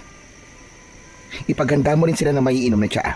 At siya nga pala, total ay pahapon na. Dito na rin siguro muna kami magpapalipas ng gabi. Nakakapagod kasing tumawid yan sa maisan. Malayo-layo rin simula sa mansyon. Biglang sumingit si tatay. Ano ka mo? Dito tayo magpapalipas ng gabi, mahal. Okay lang ba sa'yo? Nakita ko namang tumaas ang mga kilay ng albularyo. Nagtatanong ang mga mata nito kay Tita Delia. Pasimple namang kinindatan ni Tita Delia ang albularyo at nang makita kong nahuli ko siya ay sinamaan ako ng tingin. Nagbabanta. Sumenyas pa na wag akong maingay at iginiit ang hintuturo sa leeg na ang ibig sabihin ay malalagot ako sa kanya kapag nagsumbong ako kay tatay. Okay lang naman sa akin, mahal. Bakit ayaw mo ba? Bala ko pa namang maglabing-labing tayo rito mamaya. Yung kakaibang labing-labing. Maya-maya pa ay biglang napaigtad si Tita Delia. Ay, sus Mariosep! Ano ba itong napakainit? Hindi magkamayaw na dinukot ni Tita Delia sa bulsa ng suot niyang palda ang botelyang kinuha niya sa akin kanina na bigay sa akin ni Revin. Nagtaka ako nang makita kong medyo nagliliwanag ang laman nun. Anak lang, ano ba laman ito? At bakit ganitong parang umiilaw at mainit? Aray! Aray ko! Biglang pumutok ang botelya at sumaboy sa balat at palda ni Tita Delia ang laman nitong langis. Dahil dito ay natatarantang agad siyang sinakluluhan ng albularyo. Anak nang, mukhang langis ng tirador ng berbalang ang inilabas mo, Delia. Tsaka bakit meron kang taglay na ganyan? Delikado tayo kapag nalaman nilang may ganyan tayo. Galit na tinitigan ako ni Tita Delia habang umaalon ang paghinga nito. Halatang pinipigilan niya ang pagpupuyos ng damdamin. Sige na, ihanda mo ng tsaa, Sandro. Ako nang bahala sa sarili ko. Ihanda mo na rin ng herbal para kay Pilo. Mukha ngang may sa elemento ngayon dito sa paligid, kaya sumabog ang botelya. Sige na, Sandro, magmadali ka bago pa tayo maunahan ng elementong yon. Agad namang nagmamadali ang albularyo na napansin kong parang takot sa natuklasan. Napatingin pa sa amin ni tatay nang nagtataka. Maging si tatay ay nagtataka rin sa mga nangyayari. Ako naman ay gustong-gusto nang sabihin sa kanya ang tungkol kay Revin. Pero hindi ako makahanap ng tamang tiyempo na hindi maririnig ni Tita Delia. Ilang saglit lang ay dumating na kagad ang tsaang inihanda ng albularyo, pati na ang herbal na para sa akin. Heto na ang masarap na tsaa. Inumin niyo na kagad habang mainit-init pa. Hindi masarap yan kapag lumamig na. Ikaw bata, ikaw ang unang dapat uminom. Pagkainom mo, ay gagamitin ko na sa iyo ang herbal na gamot na ito para malaman natin kung anong elemento ang nabulabog mo. Ikaw rin, sir. Inumin niyo na po ang tsaa niyo. Sandro, ikaw na munang bahala sa kanila. Alam mo na ang gagawin. At ako muna ay magpapalit ng damit ko. Parang may kung ano na natapong langis sa akin. Nakakainis. Tandaan mo, Sandro, ha? Ika-13 na ngayon para kay Sandel. Ano ka mo, Sandel? Sinong Sandel naman ang tinutukoy mo, mahal? At anong ibig sabihin ng ika-13 para kay Sandel? Ang dami mong tanong, mahal. Pero sige, sasagutin kita. Pero ubusin mo na muna ang tsaa mo. Lalamig pa yan eh. At sumunod naman si tatay. Sasabay na rin sana ako, pero biglang may malamig na simoy ng hangin na umihip sa hawak kong tsaa. Nang tutunggain ko na sana to, ay nagtaka ko. Paano ay wala akong nahigop sa tasa? Wala na itong laman. Kaya naman ay nagkunwari na lang akong naubos ko na ang laman ng tasa. Napadigay pa ako nang hindi ko sinasadya dahil sa hangin na lagok ko. Ayos! Mga masunurin. Pues, sasagutin ko ang tanong mo. Si Sandel ay anak namin ni Sandro Pablo. At ngayong gabi, pagtalab ng tsaang ininom mo, ay iaalay na namin ang ikatreseng bata sa mga berbalang sa maisan. At ang ikatreseng bata ay walang iba, kundi ang anak mong si Pilo. Sorry ka na lang, mahal ko. Kailangan namin mabawi ang anak namin mula sa mga berbalang. Taga Maynila ang hanap nila para sa ikatreseng alay. Kaya nahirapan pa akong bumiyahe ng napakalayo. Pero sulit naman. Parehong nanlaki ang mga mata namin ni tatay sa revelasyong yun ni Tita Delia. Sobrang nag-alala ko para kay tatay na totoong nakainom ng tsaa. Pero bigla kong naisip na kung anuman ang mangyayari kay tatay ay kailangan kong magpanggap na gayahin. At kung tuluyan siyang mamamatay ay pagbabayarin ko si Tita Delia at ang kasama nitong albularyo. Biglang tumayo ng marahas si tatay para sana kumprontahin si Tita Delia na noon ay todong ngisi ng nakakaloko.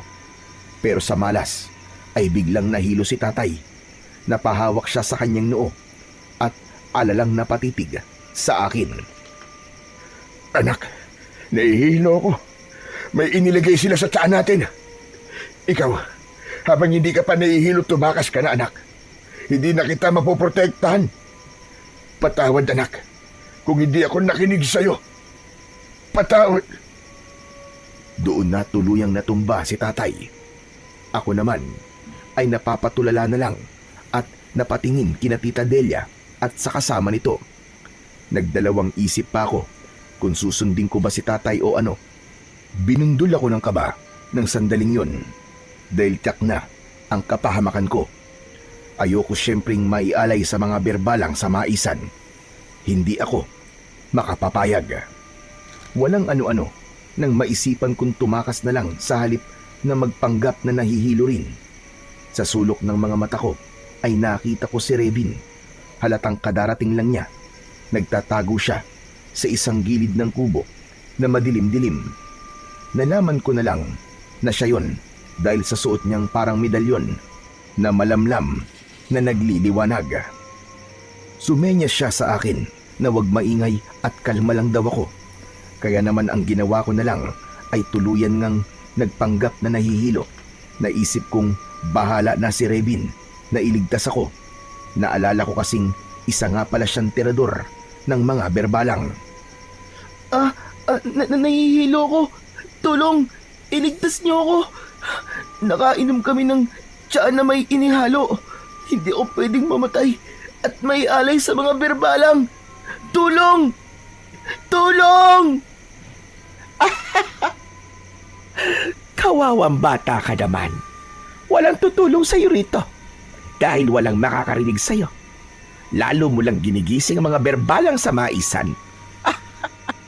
Sandro, sige na. Ilabas mo ng tali at talian mo na yan para maialay na natin. At na akong mabawi at makita ang anak natin. Pati na ang Pablong yan ay talian mo na rin. Mahirap ng talian yan kapag nawala na ang talab ng pampatulog. Ibibigay na rin natin yan sa mga berbalang. Habang nagkukunwari akong wala ng malay, ay palihim akong nakatitig sa pwesto ni Revin. Patuloy siyang nakasenya sa akin na wag maingay. Napansin kong may kung ano itong ginagawa.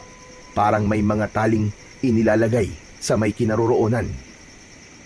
Makaraan ay pasimpleng lumabas ulit ito ng kubo. May butas pala itong nilika sa dingding kung saan ito dumaan.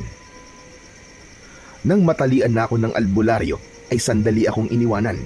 Nag-usap pa sila ni Tita Delia.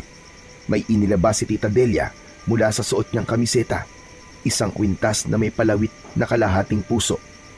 Madamdamin niya itong hinimas-himas at parabang maiiyak. Sa wakas, mababawi na natin ngayon ang anak natin, Delia. Miss na miss ko na ang anak natin. Ako man, Sandro. Sabik na akong mayakap ulit ang anak natin.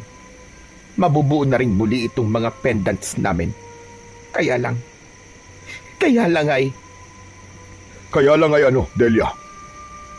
parang nakukonsensya ako sa mga buhay na mga batang inialay natin sa mga berbalang. Parang gusto ko rin silang ipaghiganti sa mga berbalang, Sandro. Biruin mo, naging mga kriminal tayo para lamang mabawi ang anak natin. Mga inosente pa ang tinarget natin. Talagang ganun, Delia.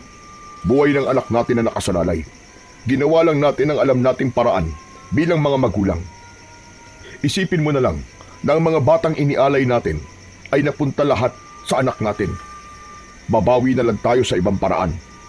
Sa paanong paraan naman tayo babawi? Saka natatakot din ako sa magiging balik sa atin ng mga ginawa natin. At saka, Saka ano na naman, Delia? paano pala kung ginagamit lang tayo ng mga berbalang? Ano pala kung hindi pa rin nila ibigay ang anak natin at humirit sila ng panibagong treseng alay? Oo nga, no. Kung ganun, ay kailangan din natin bumuo ng plano laban sa kanila kung sakaling isahan nila tayo. Mga elemento pa rin sila ng kasamaan, kaya hindi tayo pwedeng magpakampante sa pangako nila. Bakit nga ba? Ngayon lang natin ito naisip. Natatakot tuloy ako ngayon, Sandro. Paano kung... Ay nako, bahala na nga. Basta kapag naibigay na natin ang huling alay ngayon at nabawi na natin si Sandel, ilabas kagad natin ang mga pangontra natin. Naihanda mo na ba ang mga yon, Sandro? Oo, naihanda ko na ang lahat. Tsaka ganito ang gawin natin para masiguro nating maibigay muna nila si Sandel. Itong mas matanda muna ang ipain natin. Hindi muna natin ibibigay itong mas bata hanggat hindi nila na ipapasakamay sa atin si Sandel. Tama ka. Kumusta naman ang mga gasolina? Sapat ba ang inihanda mo para masunog natin ang buong maisan? Oo, handang-handa na, mahal. Pinagplanuhan kong maigi ang gagawin ko. Kung ganon, ay kailangan na natin dalhin ang magamang ito sa maisan. Dating gawi tayo. Bubuhatin sana kami ni na Tita Delia at ng albularyo na siya palang totoong asawa ni Tita Delia. Nang walang ano-ano ay kumalabog ang mga bintana ng kubo. Nagbukas sara ang mga ito ng paulit-ulit. Nang pasimple kong ibinaling ang paningin ko sa bandang kinaroroonan ni Rebin, ay nakita kong hila-hila niya ang mga tali na inihanda nito kanina. Yun na pala yun. Sa bintana pala yun ikinabit. Aba, ano nangyayari sa bintana, Sandro? Mukhang may tao sa labas. Tignan natin at malalagot ang sino mang nangahas na pumarito. Isama na rin natin sa alay. Sige, kunin mo ang panabas mo, Delia. Kukuhanin ko rin ang akin. Bigla kong iniwan ng dalawa at tinignan ang mga bintana. Doon naman sinamantala ni Rebin na agad akong lapitan at kalagan. Paano ang tatay ko, Rebin? Kailangan maitakas din natin si tatay. Huwag mo masyadong lakasan ang boses mo. Huwag ka mag-alala sa tatay mo. May pangontra ko rito sa ipinainom nilang pampatulog sa kanya. O yan, ikaw na ang tumuloy sa pagkalag sa tali mo. Ang itay mo naman ang aasikasuhin ko. Alertuhin mo rin ako kapag pabalik na ang mag-asawa, ha? Sige, bilisan mo. Kinakabahan talaga ako. Malalagot tayo kapag nahuli nila tayo. May mga panabas pa naman sila. Hindi ko kakayanin kung ano ang pakiramdam ng matabas. Nangingilo ako. Ramdam ko rin ang kaba ni Rebin. Habang inaasikaso nito si tatay, ay may ipinapaamoy na kung anong dahon ay kitang-kita kong nanginginig ang kanyang mga kamay. Nagsisimula na ring lumitaw ang butil-butil na pawis sa kanyang noo. Nang unti-unti nang nagkakamalay muli si tatay, ay bigla namang natigilan si Rebin. Pati rin ako ay natigilan. Paano ay pareho kaming nakakarinig ng magaspang na tunog ng pumapagaspas na mga pakpak. Bigla kong naalala ang sinabi sa akin dati ni Rebin tungkol sa mga berbalang. Naku po, na nga ba't sinasabi ko? Nariyan na mga berbalang sa paligid. Malamang ay nasa maisa na sila ngayon. Dali, tulungan mo ako, Pilo. Pagtulungan na natin patayuin ang tatay mo. Kailangan makarating kaagad tayo sa pwestong inihanda ko sa may talayban, sa labas nitong kubo. Dalian mo! Kahit alam kong mahihirapan kami sa pagbubuhat sa malaking katawan ni tatay, ay pinilit pa rin namin ni Rebin. Sakto naman noong tuluyan ng nagkamalay si tatay. Anong... Pilo anak? Anong nangyayari? Tay, huwag po kayong maingay. Itatakas po tayo ni Rebin. Isa po siyang tirador ng mga berbalang. Ano ka mo? Tirador ng berbalang? Ano yun? Opo, tirador po ako ng berbalang. Sa ako na lang po ipapaliwanag sa inyo lahat. Tara na po, bilisan na po natin. Baka mahuli po tayo ng mag-asawa. Habang papatakas kami palabas ng kubo, ay narinig pa namin ang pag-uusap ni na Tita Delia at ng tunay na asawa nito. Wala namang tao sa labas at sa palibot ng kubo, Sandro. Imposible namang mga berbalang ang gumawa nun. Hay na pala sila. Naririnig ko na ang pagaspas ng kanilang mga pakpak. Mabuti pa ay balikan na natin ang mag-ama at ilalabas na natin sila. Tayo na, Sandro. Hindi kaya kagagawa nito ng mga kaluluwa ng mga batang naialay natin, Delia? Hindi pwede yon. Saka bakit ngayon lang? Di sana noon pa nangyari ito. Baka ito na ang tamang panahon nila para lubusang maghiganti. Dapat pala ay pinaghandaan din natin ito. Nawala sa isip ko ang ganito. Ay, bahala na. Yung mag-ama muna ang tutukan natin. Saka na natin isipin yan. Ito na ang huli at mababawi na natin ang anak natin. Yun muna ang importante sa ngayon. Kaya dali na tayo, Sandro. Ilabas na natin ang mag-ama. Tayo na! Bago pa kami maabutan ni na Tita Delia, ay nakalabas na kami ng kubo mula sa butas na ginawa ni Rebin sa dingding ng kubo na gawa lang naman sa dayami. Narinig pa namin ang pagtatalo ng mag-asawa nang madiskubring wala na kami sa loob ng bahay ng albularyo. Ang mag-ama, Sandro! Nasaan na? Bakit bigla silang nawala? Di ba't nakatali namang maigi yun? Anak nang, hindi naman yata matalab ang ibinigay mong tiyaan na pampatulog sa kanila. Anong hindi? Nakita mo naman kanina nakatulog na sila, di ba? Saka sobrang tapang kaya ng inihanda kong yun. Nasa na nga sila ngayon? Ipaliwanag mo nga. Hanapin natin sila ngayon din. Hindi pwedeng makatakas ang mag-amang yon.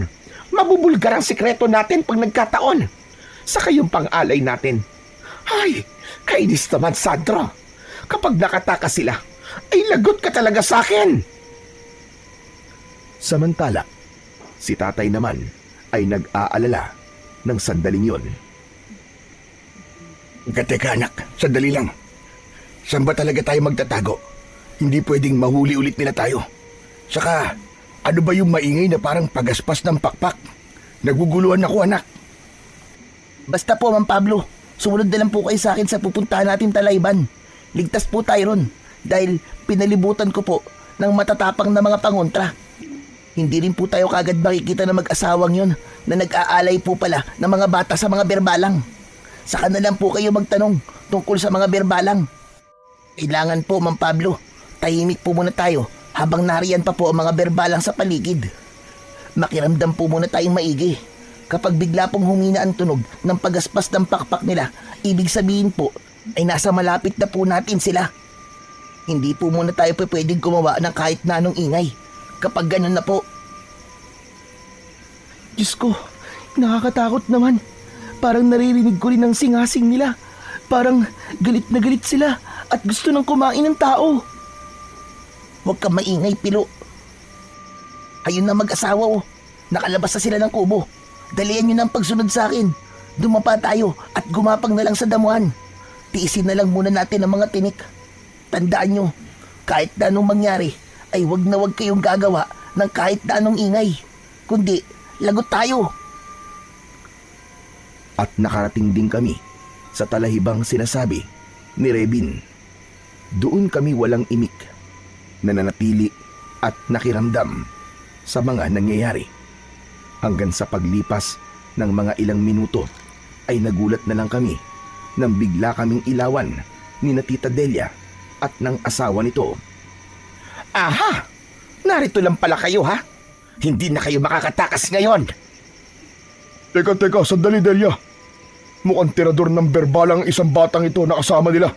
Tignan mo, may suot siyang medalyon. Alam kong medalyong yan.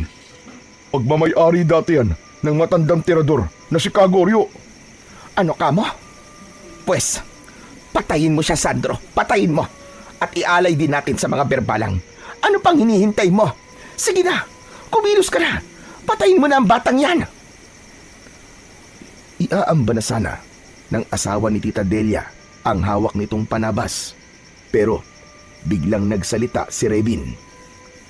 Sige, saktan niyo ako. Pero hindi niyo na mababawi ang anak ninyo. Ano, sige, saktan niyo ako. Natigilan bigla ang mag-asawa sa sinabi ni Rebin, lalo na si Tita Delia, at lalo nang may ilabas si Rebin na isang kwintas na may palawit na kalahating puso na katulad ng nakita ko kay Tita Delia. Teka, anong ibig mong sabihin? Anong alam mo sa anak ko? At anong kinalaman mo sa mga berbalang? Saka bakit nasa iyo ang kwintas ng anak ko? Magsalita ka! Wala na pong silbi kung mag-aalay po kayo ngayon ng ika-13 alay. Inasahan at ginamit po kayo ng mga berbalang. Matagal na po nilang kinain ng anak ninyo. Nakausap ko po ang kaluluwa niya. 10 ng mga kaluluwa na iba pang batang inalay nyo sa mga berbalang. Naging posible po yun dahil sa botelya ng espesyal na langis na ibinigay ko kay Pilo na sumabog nang mahawakan nyo. Tinadya ko po yun para malaman kung anong kinalaman ninyo sa pagkawala ng mga bata rito sa baryo natin. Sa pamamagitan ng isang orasyon ay nalaman ko po ang lihim ninyong ginagawa. Hindi totoo yan. Hindi totoo yan. Sandro, ano na? Tapusin mo na ang mga yan. Bilisan mo na. Ngunit may mabilis na parang orasyong sinambit ang batang si Rebin, saka pumitik sa hangin. Dahil dito ay biglang natigilan ang mag-asawa. Ayon kay Rebin, malamang daw na naririnig ng mga ito ang tinig ng kaluluwa ng kanilang anak na si Sandel. Bunga nito ay mapait na umiyak na parehong napalupasay sa damuhan ang mag-asawa. Sandel! Sandel, anak! Ikaw ba talaga yan? Ang kaawa-awa kong anak! Sandel, anak ko! Ang anak ko, Sandel, mahal na mahal ka namin ang inay mo, anak. Mahal na mahal ka namin. Ang mga berbalang na yon, mga hayop sila! Mga hayop sila! Pwes, mananagot sila sa panloloko na ginawa nila sa atin, Sandro. Bilisan mo, tumayo ka riyan at ubusin natin sila ngayong gabi. Papatayin natin sila. Magkamatayan na kung magkamatayan. O kaya, hindi ba kayo tutulong na patayin ang mga berbalang? Tutulong po siyempre, pero pumasok po muna kayo rito. Pero biglang natigilan si Rebin nang marinig naming biglang papahinana ang tunog ng pagaspas ng mga pakpak ng mga berbalang. Naku po, nalintigan na. Alerto kayo. Nandito na po mga berbalang sa paligid natin. Kahit na anong mangyari, huwag po kayong gagawa ng ingay. Ngunit si Tita Delia ay hindi nakinig sa sinabi ni Rebin. Sa halip ay pasigaw pa nitong hinamon ang mga berbalang. Samantala, ang asawa naman ito ay binalingan si Itay. Pare, pumunta kayo sa gilid ng maisan sa tapat ng ubo namin. May mga galon doon ng gasolina at may lighter na rin doon.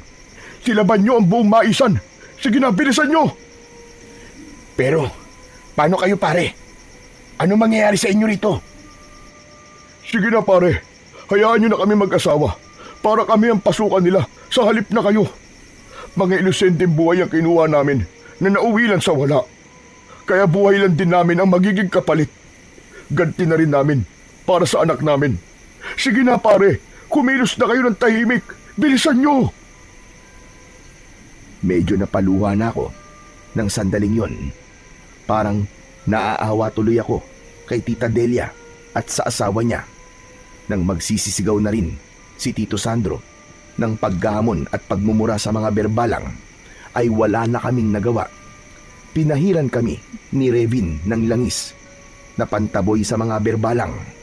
Makaraan ng ilang saglit ay pagapang kaming tumakas palayo at patungo sa tinutukoy ni Tito Sandro. Nang gabing yon ay tagumpay naming nasilaban sa apoy ang buong maisan. Siyempre ay nahirapan kami dahil napakalawak ng maisan. Katakot-takot na mga atungal at singasing ng mga berbalang ang narinig namin sa buong paligid. At kaming tatlo ay pare-parehong napaiyak nang marinig din namin ang mga sigaw ng paghihirap ni na Tita Delia at Tito Sandro. Pero wala na kaming magawa ng mga sandaling yon dahil tuloy-tuloy na ang pagkalat ng apoy sa buong maisan. Delia! Delia, mahal ko! Delia! Tita Delia! Tita Delia, patawad po! Hindi po namin kayo mailigtas! Sa ganung paraan namin natalo ang mga berbalang ng gabing yon. Sa tulong ni Revin, naapo pala ng kilabot na tirador ng mga berbalang na si Manggorio. Sugatan at duguan kami ng gabing yon dahil sa paggapang namin sa damuhang marami palang mga tinik. Sa kubo naman ni Tito Sandro kami nagpalipas ng gabi matapos naming panoorin hanggang sa mamatay ang kahuli-huliyang dila ng apoy sa naabong maisan.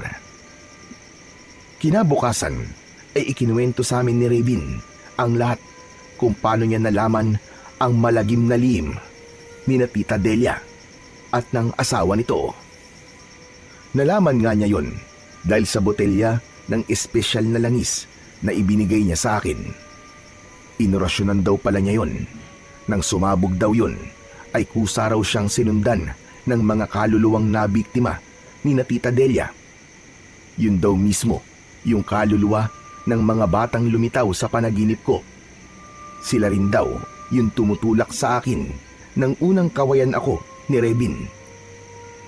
Nagmistula raw silang mga anghel de la guardia sa amin na ang layunin ay para makamit ang hustisya ng kanilang pagkamatay sa pamamagitan ng paglipol sa mga berbalang at pati na rin daw kina Tita Delia at Tito Sandro.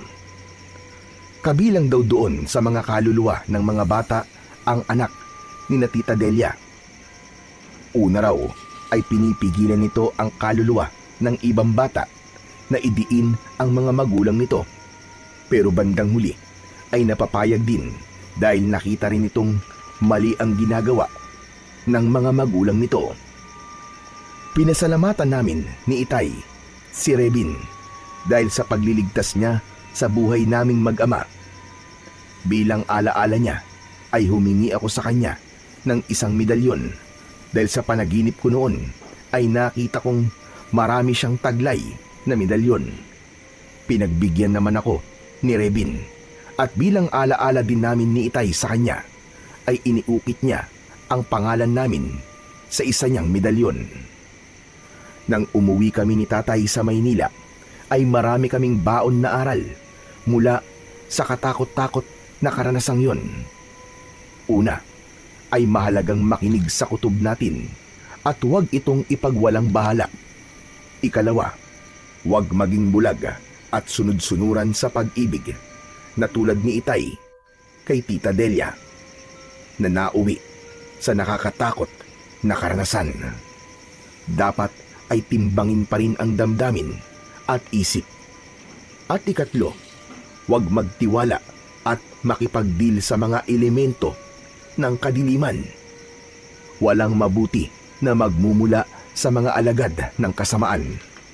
At ikaapat, Kung buhay ang inutang, buhay rin ang magiging kabayaran.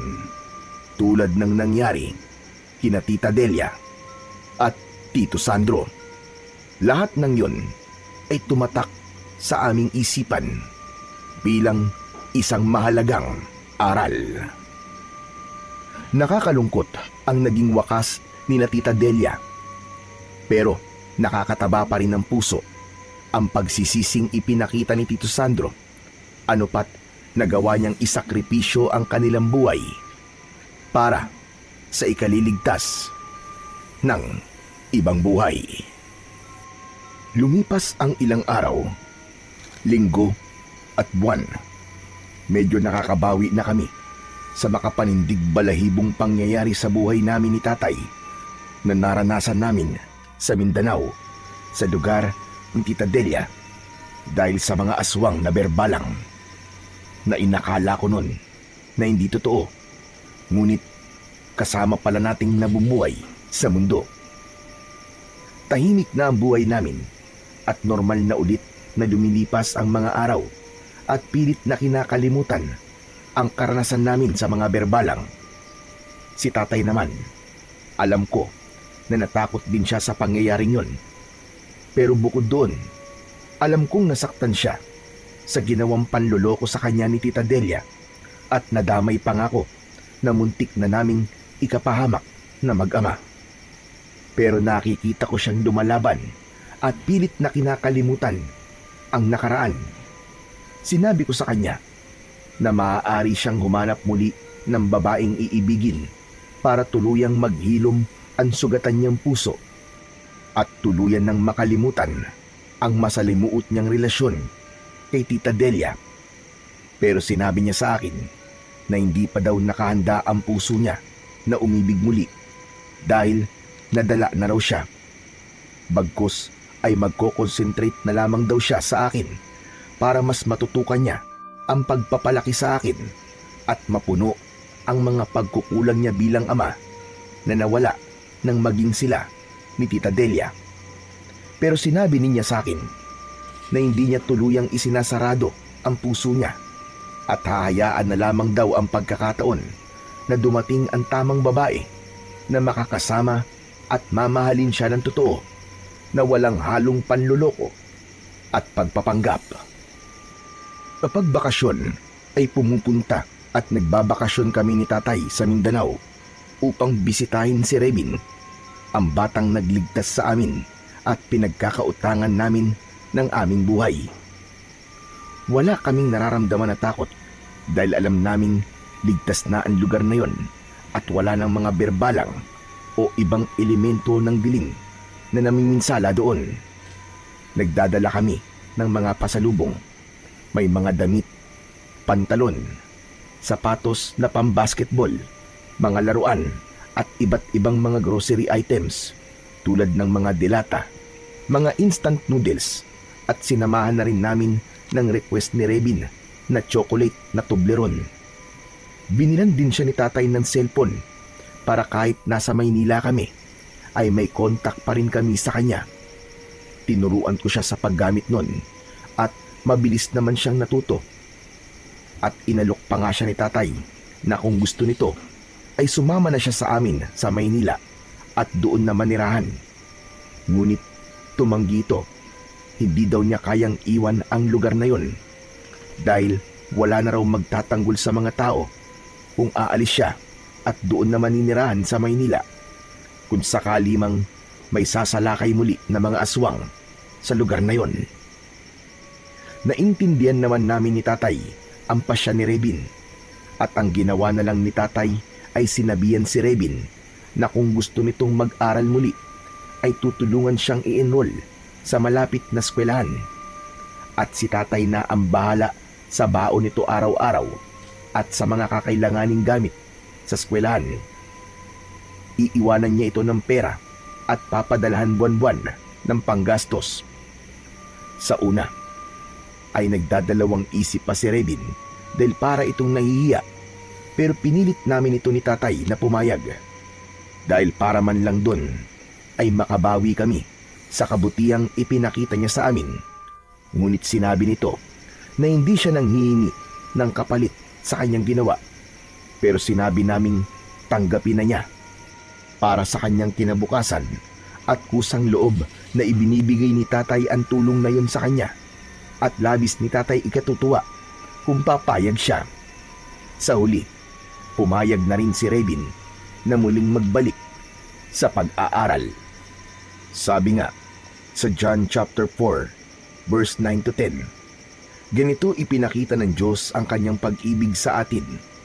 Isinugo niya sa sanlibutan ang kanyang kaisa-isang anak upang tayo ay magkaroon ng buhay sa pamamagitan niya. Ito ang pag-ibig. Hindi tayo ang umibig sa Diyos, kundi siya ang umibig sa atin. Ipinapakita ng talatang yon ang pagmamahal ng Diyos ay hindi haka-haka, kundi pinatunayan sa pamamagitan ni Hesukristo. At sabi rin sa John chapter 10 verse 28, binibigyan ko sila ng buhay na walang hanggan. Kailanman ay hindi sila mapapahamak at walang makakaagaw sa kanila mula sa aking kamay. Pinatutunayan nito na ang mga anak ng Diyos ay nasa kanyang pag-iingat at seguridad. Kaya't walang masamang elemento ang makakalapit sa mga tunay na anak ng Panginoon. Ang Diyos ay mapagmahal na Ama, at ang sino mang lalapit at magtitiwala sa Kanya ay di niya pababayaan. Ang Kanyang pag-ibig ay may kasamang pag-iingat, proteksyon at katiyakan ng buhay na higit pa sa kahit na anong anting-anting na pamproteksyon laban sa mga aswang. Kaya't lalo nating palawigin ang pagtawag at pananampalataya natin sa Poong May Kapal, dahil ang kanyang proteksyon at pagmamahal sa atin ay wagas at walang hangganan.